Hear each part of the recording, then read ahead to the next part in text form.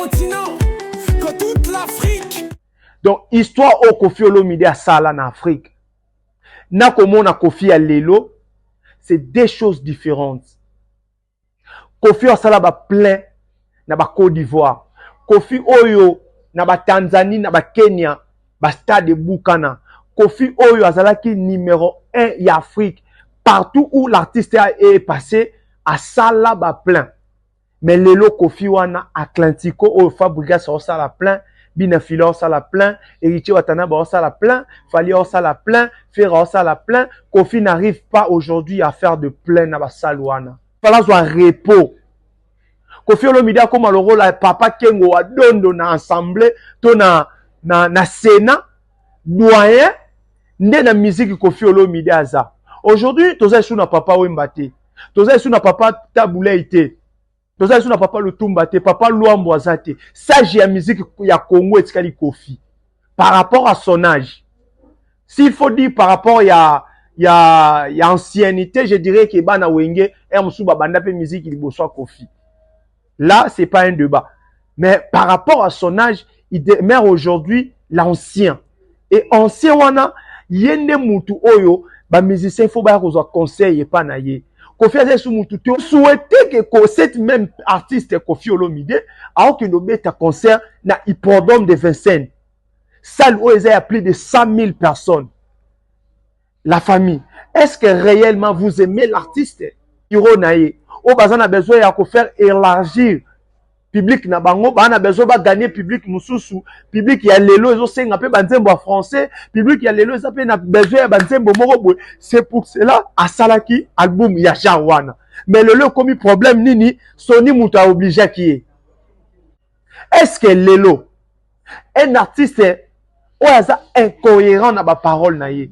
Un artiste, oh, à chaque fois, les caca. Soit lobby A, après 3 jours, tourner la même question à Oloba B. Topé, ça y est, crédit. N'habitez pas Gaulois. À un moment donné, il faut que vous ayez exigeant 2 fois dans leader Nabino. Aïe, bah, on est pour par après, si on a signé un contrat, il faut que le faire un problème antique. Déjà, quand on a soit bien faire à autant certes, ils le robot mais c'est encore pire. Parce que ça commence à faire peur. À chaque événement, donc, orchestre à faire, bateau on a besoin on ça la faire mabé. Hein? Bateau on a besoin qu'on nuire faire. So va biba les kaka quand il est il y a côté administratif, bon, côté facile. Parce que à chaque moment, on signe un contrat, on le pose et ça a défaveur la carrière et artiste. Et si toi, tu n'as pas la capacité de le faire. Mais aujourd'hui, artiste à Oyaka, ils vont revenir sur les mêmes problèmes. Toyoki on a ING Arena, ba fouti na bango mbongo te. Que producteur a payé mbongo ndambu na salle yango na salle affiché kaka il faut basi sa mbongo pour ça et totaliser après ba fungola billetterie so o ba sala ba combo ba tonga pe mais ande ba preuve so to betelaka soki pona na fali bokena obimisa mama beti masikini abeta nini Wembley lelo bomonaki que il y a un Congolais pas beta Wembley. Bobimisa maman Betty Masikine a koufa des années. Pour dire que lobby au Kunegoya, 20 ans après, et on s'appelle à Congolais, on va résister, Fali, gloire à Dieu, gloire à l'Éternel, que la louange et la gloire reviennent à lui, le créateur du ciel et la terre. Voilà la famille, nous sommes là, avec analyse sur analyse, Max Ngunda, warrior délégué, Kandenge Zalaka. To pesi bino ba o bolinga rabiso ba o botala rabiso ba mbote esika nyonso ezwami bino. Merci na pire vie ya petit na ye moko vie ya ba petit. Levez pas comme les autres, venanga mayo star. Mayo ya ba star ya ba mayo depuis Paris, sans oublier la compétence, la superlatif, la maman des étoiles, la Dasake na mama si, sans oublier Félien Ndoponi, CP privé Yangambo Sima. Voilà, la famille na yeto solo la randenge zalaka. je pense que bamarambo eleki belé, bamarambo eleki vraiment belé. Oyo esenga biso na bino to solo là. Déjà le 8 oyo Koffi Olomide abetaki concert na Angola. Bato batalaki te, to bato batalaki. Voilà, biso pe toye siko to solo là par rapport ya concert wana o Koffi Olomide abetaki na Angola. Deuxième proposition, to deuxième point Rosala. Billetterie oyo Ferregola jusqu'à présent, qu'est-ce qui se passe na ING Arena ya Ferre billetterie ezo fungamate. Troisième point to Simba Bongo Ferregola par rapport ya makambo elekaki na émission na ya parcours par rapport ya makambo o alobaki il y a un point oyo, il y a quelques points oyo na Simba ki na noté mais j'ai choisi au moins 2 points on a na solo la susu na bino par rapport ya makambo wana et possibilité ya Ferregola kobeta double Adidas Arena à clôture to kobeta au moins les solo ya 4 5 points moko ya rapide awa parce que ils a vraiment important. La famille, je pense que makambo lekaki na Angola eza eloko moko au peuple congolais, un Congolais qui se respecte, un Congolais conscient. Toute fan ya Koffi Olomide, ezala ba Koffi Phil, ba Koffi Yet, ba Cindy Love, toute personne o alingaka Koffi akokaki te o sepela na makambo lekaki na Angola. Hormis ba fan ya Koffi, il y a des fans oyo balingaka Koffi, les amoureux de la bonne musique. Ba fans bazalaka ni pour ni contre oyo basepelaka na musique ya Congo et makambo lekaki na Angola. La famille, je dirais, et aux alapena na batute au bakokoki ko sepela na ba makambo wana. Donc tolanda image oyo elekaki na Angola bongo to zonga lisusu pona solo la pena ndenge par rapport ya image wana. Voilà.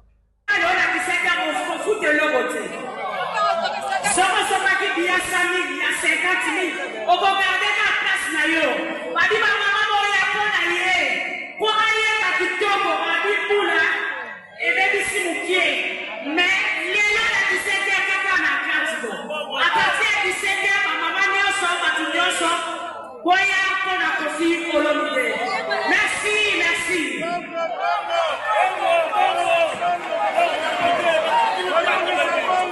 Le concert est annulé. Le concert est annulé. Reporté pour aujourd'hui à 17h. Voilà. 17h. Piaka. Raison et accusation. Selon Bisso et Zampiaka. Piaka. Ils ont continué. Voilà Piaka. Piaka. Ils ont continué. Nélo à 17h. Koffi Olomide. Koffi Olomide a le Azala. Voilà. Nélo Kaka. Toujours. Et alors, on musique à des gars. Nélo.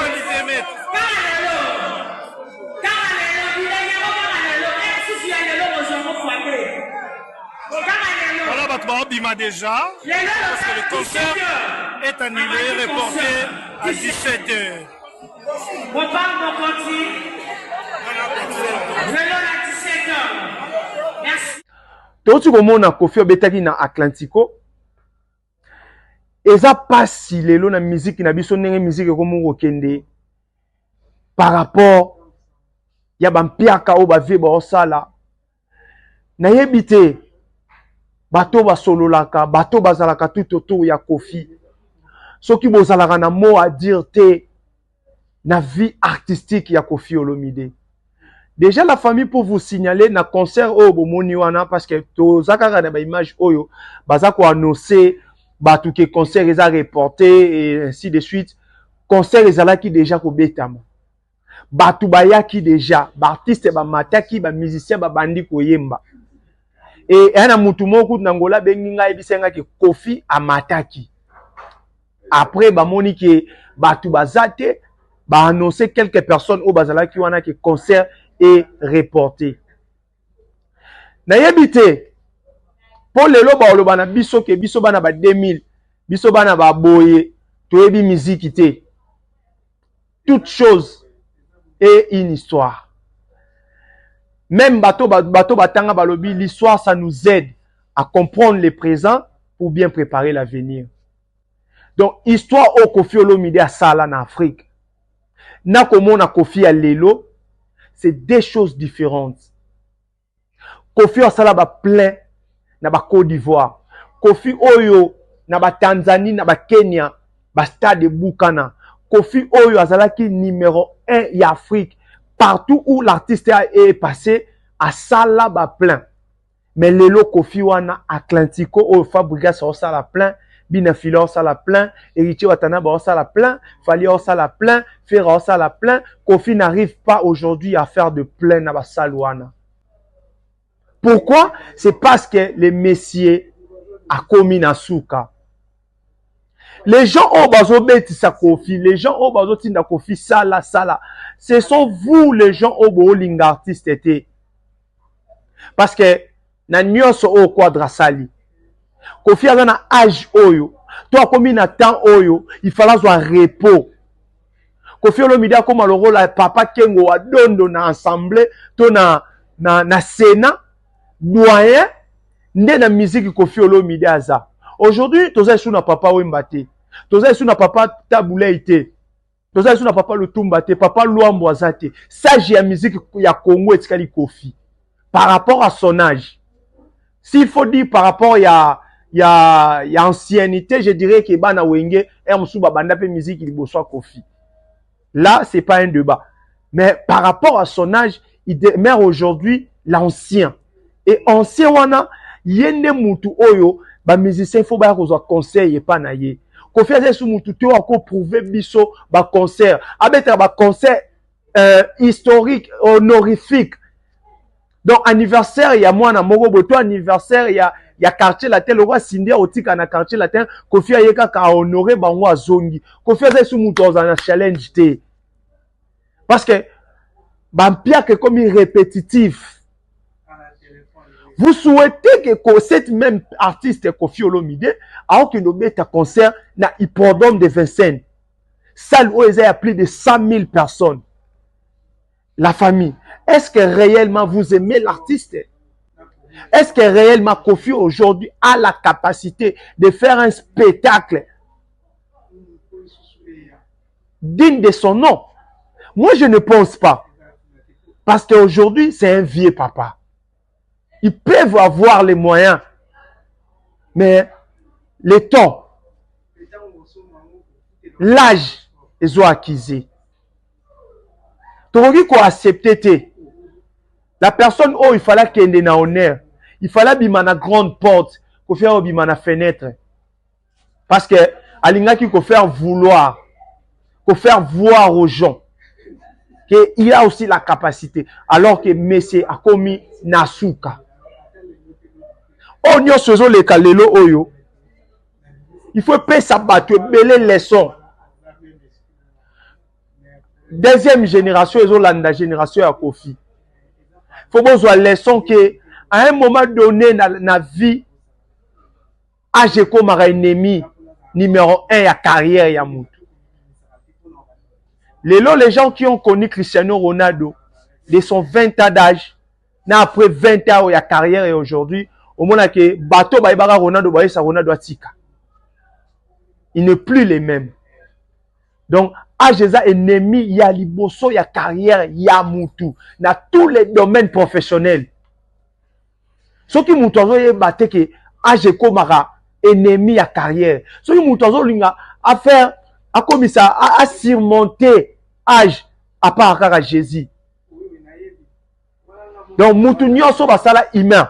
Moutou nyonso a la capacité, il y a bonzoto. À un moment donné, Ajeko rattraper. Donc, c'est le temps vieux attiquer la Cindy quartier latin. Et c'est la tête pour tous les gens qui hippodrome de Vincennes. Avec un hippodrome, quel que soit le résultat à hippodrome. Après, Azalapena, Asalisa, jubilé, que moi, Koffi Olomide, nati qui musique. Ça sera une bonne chose. Et ça te pour na o, ba na o 2000 o, ngade na mona 2000, tenga na mona 90. Donc, tant où noblesse oblige ebima naza. Tant où bon oni ne ebima, magie ebima naza. Tant où V12 ebima naza. Tant où ultimatum ebima naza tant droit de veto ebima naza tant tentaise ebima naza tant force de frappe ebima naza tant fakate ebima naza tant comment il s'appelle encore affaire de thèse ebima naza tant monde arabe ebima naza tant danger de mort ezobima naza tant bon ezanga kombo ezobima naza tant abracadabra ezobima naza 13e apôtre naza omona ke ebele ya bakofifi ebele ya bato balobaka mpona kofi bayebi kofi te koleka babiso naza prêt yo ozwa kofifi na fandisi na tangisi histoire ya kofi voilà eza kaka souhait oyo topesi la famille. Revenons na mwana mabe ya mboka artiste azo salisa biso ba multiple émission oyo soki azalaka mwana banga babenge ndoki fere so azalaka mwana mukie banga babenge ndoki tovandaki na biso na bino awa fere akenda osala visite ya ING Arena. Tant que ça la visite à ING Arena, c'était déjà 90% et annonce ya concert na ING. Après visite, quand tu vas déjà signer contrat, à quelle date après ça visite. Mais il y a celle qui plus visite pour la date et na sima. Certes, on savait que après la visite, l'artiste a déjà une date à Bombelibat. Il y avait même des dates où ils ont fuité, le 7 juin. Tu as le 7 juin parce que la date qui fuité sur Internet. Tu un peu à faire de mentir information. Alors que c'est là qui est une vraie date. Il faut maintenir une date que concert ça le 7 juin. L'artiste nous avait promis que billetterie est fondamentalement le 3 mars. Mais le 3 mars, c'est le lot. Le 3 mars, c'est l'équipe. Billetterie ezo fungwa mati. Faire gola na ebité. Le lot to bima mabe. Le lot comment qu'il y a un groupe de gens au basali la ba kabal. Alors que l'artiste est moins professionnel. L'artiste n'est pas professionnel. Nulle part ailleurs na kuta na ngote. Depuis na bandi monde ya musique yo. Na yoka ki artiste a annoncé concert date bimi mais billetterie est 10 jours après les dates où ils allaient qui fixé pour billetterie fungwama. Le lo bo pesa ki biso raison que billetterie ils a qui na problème technique.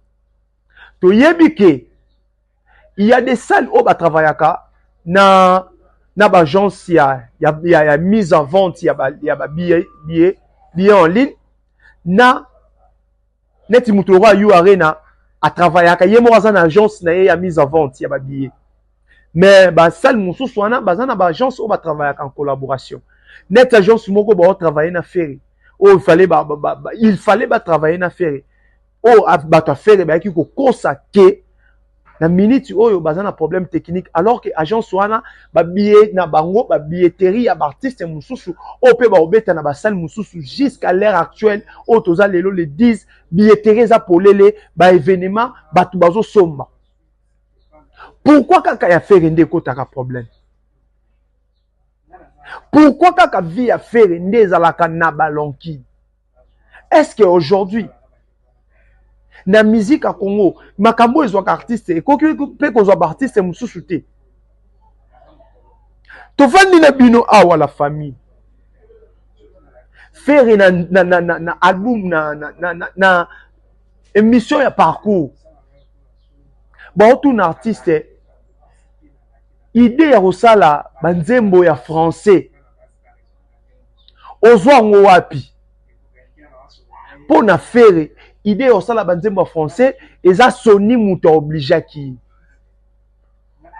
donc et ça groupe et ça maison de production et ABC non papa il faut ça la banzembo français et ça là qui exigence ya batu o ba signer un contrat mais la famille ngana yebisa bino ke lelo to kanga moyibi artiste ya double discours tolanda image oyo bo tozo. Point au salaire style ou la musique. Auto ebili auto sa identité dans Sony. Sony, c'est producteur. Sony. Quand on a signé la Sony, exigence na yazali na besoin moi ba nino wana. Royaume Kunga, des chorégraphies, Oui. des boîtes à rythme, des textes un petit peu plus rappés. Oui, oui. C'est ça. Ouais, c'est ça. J'essaie de changer un peu la rumba, donc j'ai amélioré un peu quoi. Vous en avez assez de la rumba classique, Ferregola? Non, non. En fait, c'est au demande de ma public en fait. Donc en fait, c'est eux qui ont demandé que je puisse changer un peu. Donc j'ai amélioré un peu la façon de faire des choses en fait. Est-ce que ça répond aussi à un besoin ou à une envie d'aller chercher des nouveaux publics? Oui, surtout ça, parce que on a besoin de publics jeunes aussi. Donc la raison pour laquelle j'ai changé un peu, j'ai attrapé un peu mes chansons pour tirer un peu public jeune aussi. Alors là, dans cet album, Dynastie. Binomo botu komona, voilà la famille. Botu komona ke artiste avanda na TV5. Batunie par rapport ya banzembo asali ba royaume kunga banzembo belé bela salaki wana. C'était quoi l'idée? L'artiste alobi azalaki na besoin il y a qu'à faire élargir son public. C'était plus le demande, il y a public naïe, même s'il parlait de ma public. Mais au moins, le journaliste a compris qu'il parlait de son public. Sikoyo, même question. Ils ont dit après 4 ans passés, artiste a bambé lango maison de production. Mais la question a été posée en 2021. Artiste aloba que ça demande ya ba public naie, demande ya bureau naie. O bazana besoin ya ko faire élargir public na bango, ba na besoin ba gagner public mususu, public ya lelo ezo senga pe banzembo français, public ya lelo ça pe na besoin ya banzembo moko boy. C'est pour cela asalaki album ya Jawana. Mais lelo comme problème nini, Sony muto a obligé qui. Est-ce que lelo un artiste oh, ça incohérent dans ma parole naïe. Un artiste oh à chaque fois les kaka. Soit lobby A après 3 jours tourner la même question à loba B. To paie ça y crédit. N'habitez pas Gaulois. À un moment donné, il faut poser la exigeant 2 fois dans leader nabino. Parce que où est les cas? N'habitez pas bien ngoni. Comment Moutoro Zala à chaque fois la abino biloko? C'est toujours des problèmes. Tout le monde est artiste, on est là, bato ba signé la contrat, na yebité. Ko signer contrat. Aye ba ne ko tangate pour par après ce a signé contrat, faut to lo bango ke faire un problème antique. Déjà, quand on a soit que faire à Tangate, certes, on est le robot batté, mais c'est encore pire. Parce que ça commence à faire peur. À chaque événement, donc, orchestre à faire, bateau, on a besoin, on s'en a fait mabé. Hein? Bateau, on a besoin qu'on nuire faire. So, on va les caca quand il est il y a côté administratif, bon, côté facile. Parce que à chaque moment, on signe un contrat, on répond à bango, et ils ont à défaveur, il y a carrière et artiste. Et ils ont en défaveur, il y a vie artistique et artiste. Bon, il y a bango après. Mais bango déjà va signer un contrat. Tout le monde en haut. Alors bien, on a Mamba Sony. Tout le monde en haut na You Arena. Tout le monde en haut na plusieurs problèmes comme il a fait. Il parle que des contrats, il parle que des clauses. Est-ce qu'un artiste professionnel aujourd'hui, à quoi les camarades de la télé, a parlé sur les contrats? Un contrat. Oyo, ozo papier wana, o sengi bateau bozana bangwano singa, boti ke langa 2 semaines na relire contrat. Non, signant après 2 semaines. Tu as la capacité de prendre le contrat, ok nango, et bimara libandate. Ok nango nandako otangi o comprendre ba clause. Avant otinga un mususu muto ke o signaler. Si toi tu n'as pas la capacité de le faire. Mais aujourd'hui, artiste Oyaka, ils ont revenir sur les mêmes problèmes. Toyoki on a ING Arena, ba futi na bango mbongo te. Que producteur apesa mbongo ndambu na salle, yango wana salle affiché kaka, il faut ba si sa mbongo pour ça et totaliser après ba fungola billetterie. Mais on est où? Musique à lelo. Toka kozala na mbongo ti. Toka koteka mapangu. Toka sala biloko ebele. Mais pourquoi tu as comme ma réalisation il y a musique? Et ça pas problème. Papa Luambo bazana ba mapangu na kino. Mais lelo balobela papa Luambo pona mapangu te. Ba artiste nyonso o basala ba kombo. Ba tonga pe. Mais ande ba preuve. Soto betelaka soki pona na fali bokena obimisa mama abeti masikini. Abeta nini Wembley. Lelo bomonaki ke il y a un Congolais pas beta Wembley. Bobimisa mama beti masikini o akufa des années. Pour dire que lobby okune goya 20 ans après et on appelle na ba Congolais o ba résister fali so ba ça débat moro ya salle moro quelque part. Donc pour dire que les salles, les concerts, les événements, les chansons, ce sont des choses où éthique à la vie artistique, il y a musiciens des années. Et ça va m'apangouter, et ça va m'itoukate. Lelo bola musa mama beti masikini, botanga te mama beti masikini na somba di mapang. Atonga na gombe, akunde na cercueil ya cher. Botanga ya honte me botangi mama beti masikini première congolaise abeta na Wembley na festival. Wembley Ovo Arena. Donc c'était une fierté. Pour un artiste, a préféré son mandaku, a préféré à ça la sogi nini, a préféré son ma bouteille de champagne, a ko sambonga ba saleté. Et ba fan ne ba zabongo. Ils sont à l'aise. Il y a quoi accepter ma bêtise. À un moment donné, il faut bozala regret par artiste nabino. À un moment donné, il faut bozala exigeant. Artiste, il faut offrir bino makamboyo. Ils ont mérité nabino. Mais désolé pour les Gaulois, tout ce que fait dit, et pas Bangweza, alléluia, amen. Évangile.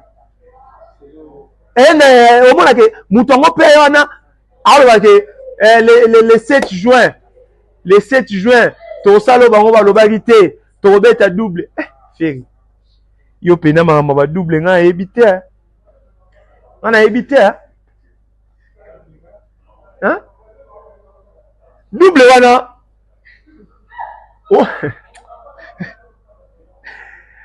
253 personnes vont se mettre billet na ING et na U Arena. 253 personnes vont se mettre billet na U Arena. Ndebo sala bango double ING.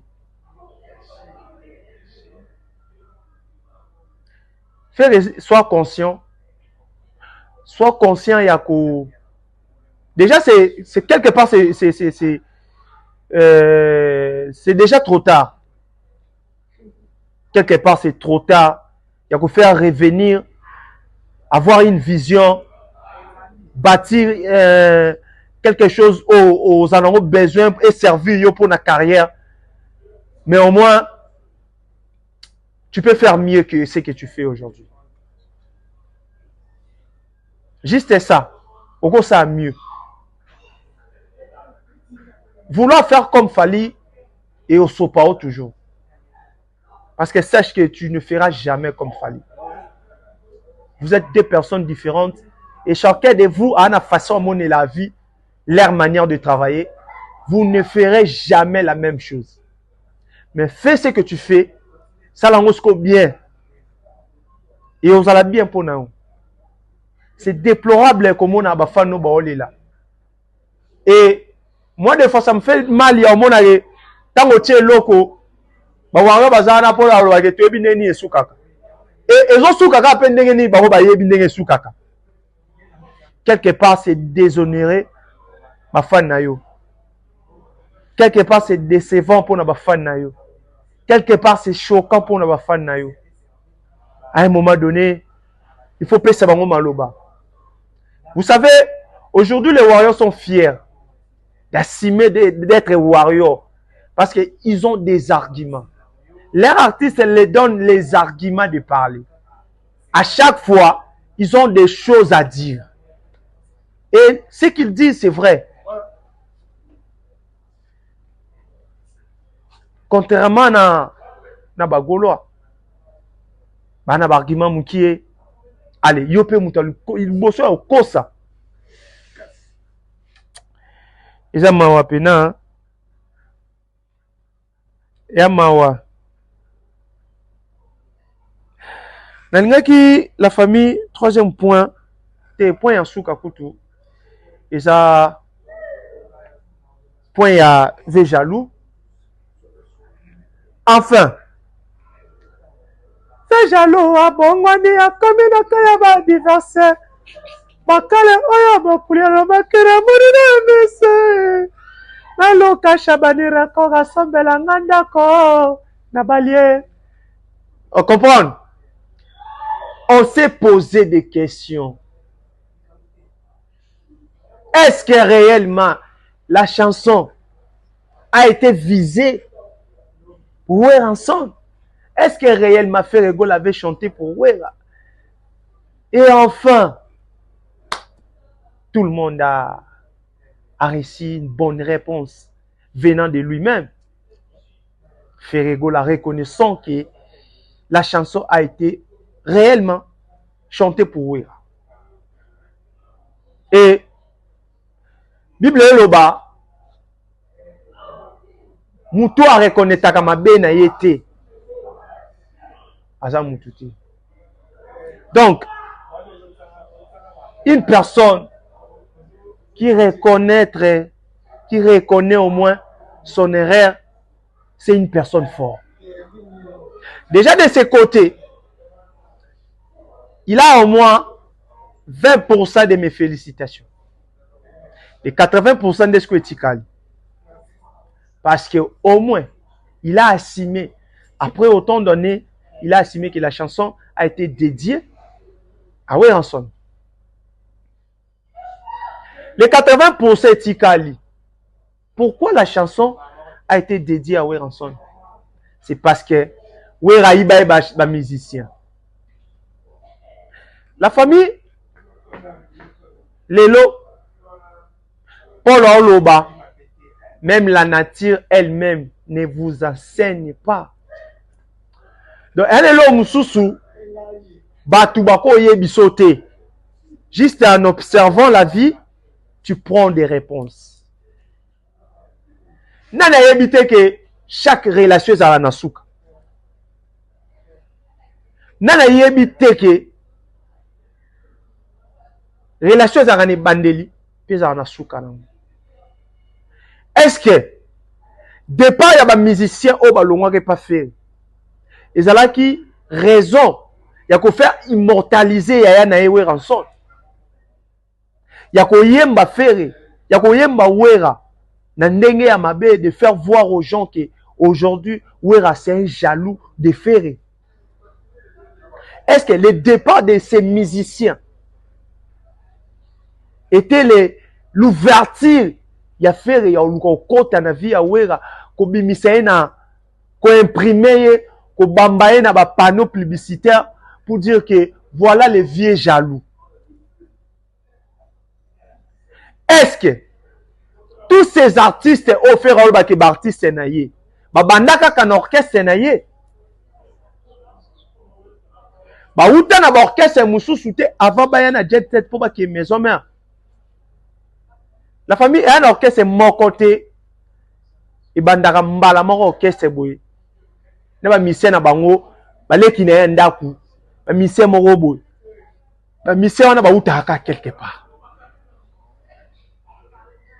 ba utaka quelque ata osali baza 20 10 ba uti na bandaku 10 mo ba uta quelque part siko soki quelque part wana ba bipe ba lela na ba mission na bango yozwa. Déjà Ferrego là, à l'époque, on mouton les latés.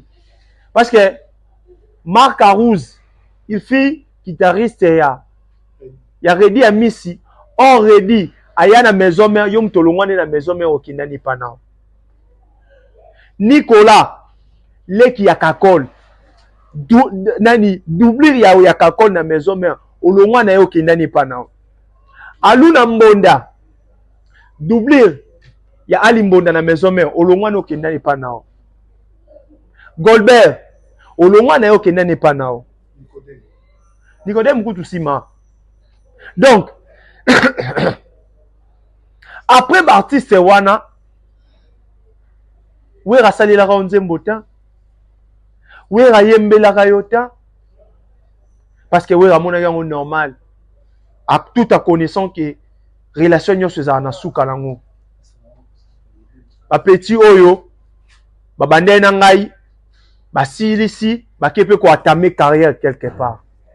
C'est la même chose tant vous avez na ba R. Kelly, vous avez na ba Nicodème, vous avez na Moussa Maria, bango tout bazaki pa na yo, mais à un moment donné, bango pe bakena ko entamer carrière et pas ya Weranson. C'est vice versa. La vie est faite comme ça.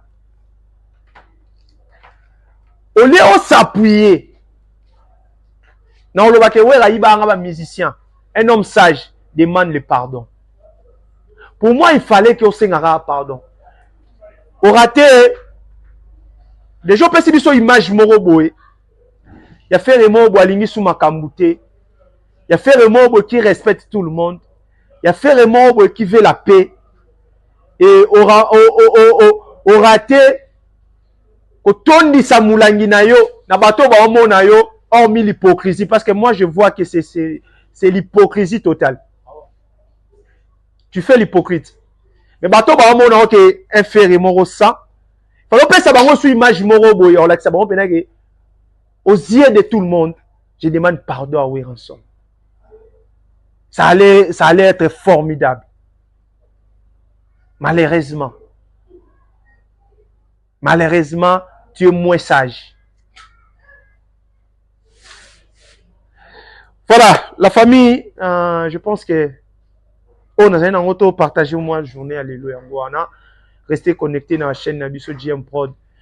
Ici vous aurez plus des informations, vous aurez des gags, vous aurez des émissions, des analyses kandenge zalaka. Donc mututo lingara Max Ngunda na oyo linganga to moninga ka lelo, s'il vous plaît, abonnez-vous dans notre chaîne, activez les cloches de notification à chaque fois et les meilleurs bandokota ozangate na actualité oyo ezoleka. Je salue la présence des généraux des spiritages. Hein? Bienvenue au NG général certifié par Watanabe. Voilà, donc l'apprécié Bambote, sans oublier la compétence, la superlatif, la maman des étoiles, la Dasakena, Aigle jaune Jaili, maman secrétaire Bambote Nayo, l'apprécié Bongo, Masanangai, Kale Amboka, Mayala, Jojo, donc Spiritas Bambote Nayo, l'apprécié Bongo, Félien Doponi, CP privé Bambote, Fasio Chudi, le lion de la tribu Bambote Nayo, Olivier Bongo Yavache Bambote, Bananga Mwasima, idée de génie Robert Ebinazai Bambote Nayo, et Tokutani Namikolo Oyokoya, pour plus d'analyse, quand Nenge Zalara, restez branchés à la chaîne Nabiso. Bye bye.